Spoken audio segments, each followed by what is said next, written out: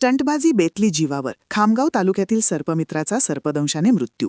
सापांना जीवन देणारा सर्पमित्रच आज काळाच्या जबड्यात ओढला गेल्याची धक्कादायक घटना खामगाव तालुक्यातील जनुना येथे घडली आहे. मंगेश कांबळे असे या मृत सर्पमित्राचे नाव असून सापासोबत स्टंटबाजी करणे त्यांना महागात पडले आहे. मिळालेल्या माहितीनुसार मंगेश कांबळे हे खामगाव शहर आणि परिसरात सर्पमित्र म्हणून ओळखले जात होते.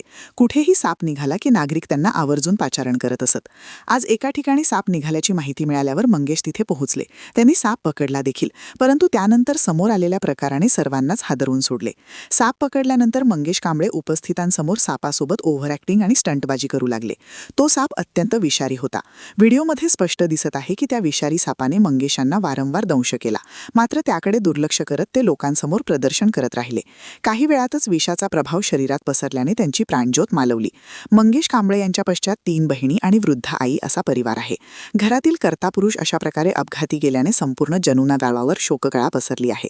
या घटनेच्या निमित्ताने सर्व सर्पमित्रांना आणि प्रशासनातर्फे नम्र विनंती करण्यात येत आहे की साप पकडणे ही एक समाजसेवा आहे. ती जीवावर उदार होऊन करू नका. केवळ प्रसिद्धी किंवा लोकांच्या टाळ्या मिळवण्यासाठी सापासोबत स्टंटबाजी करू नका. तुमचा एक चुकीचा निर्णय तुमच्या कुटुंबाला उघड्यावर पाडू शकतो. तुमच्या सुरक्षिततेची काळजी घ्या, कारण तुमचे आयुष्य मौल्यवान आहे.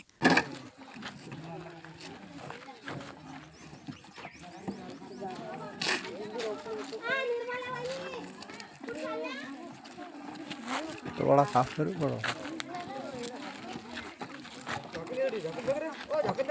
काजो रे